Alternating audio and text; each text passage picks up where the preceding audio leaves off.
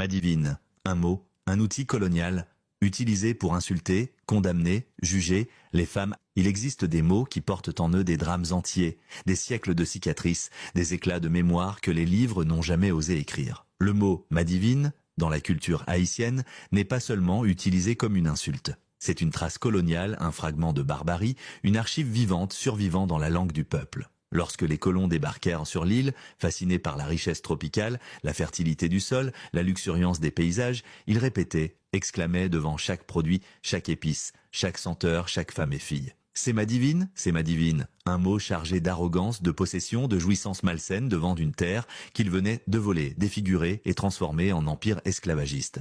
Mais ce mot n'est pas resté dans les plantations. Il a été transporté jusque dans les espaces les plus sombres, les cases, les chambres de domination, les lieux où la violence sexuelle coloniale devenait règle, spectacle, stratégie. Les colons forçaient bien souvent les femmes et les filles à se toucher, à s'exhiber l'une pour l'autre, avant de les violer eux-mêmes. Et pendant ces actes de domination, ils répétaient encore « Madivine, c'est Madivine », comme si la douleur était un luxe, comme si les corps des femmes noires n'avaient pas d'âme. Ce mot, Madivine, arraché au ventre de l'histoire, s'est déformé dans le créole pour devenir Madivine, un mot prononcé d'abord sous la contrainte, puis transmis inconsciemment de génération en génération. Mais là où l'ironie devient tragique, c'est que plus de 2 siècles après la fin officielle de l'esclavage, ce même mot continue de ravager la vie des femmes en Haïti. Il sert encore à insulter, à accuser, à diminuer, à détruire leur réputation, à contrôler leur corps, leurs choix, leurs désirs. La société haïtienne, sans toujours comprendre d'où vient le mot, continue d'utiliser ce vieil outil colonial pour flinguer les femmes,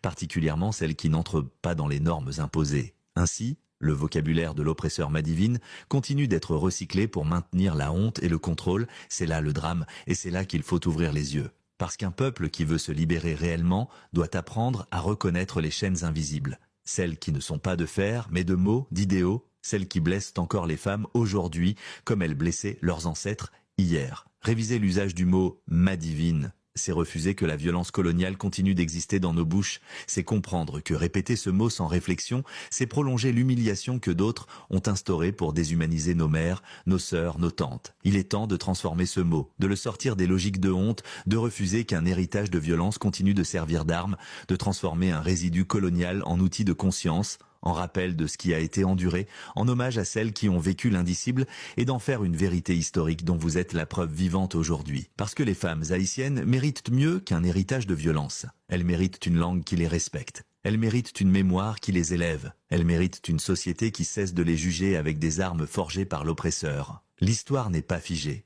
Elle peut se réécrire, se réparer, se retourner contre ceux qui l'ont déformée. Et dans ce geste, chaque femme, qu'elle aime un homme, une femme ou personne, retrouve sa dignité, sa liberté et sa place dans la grande continuité des résistances noires.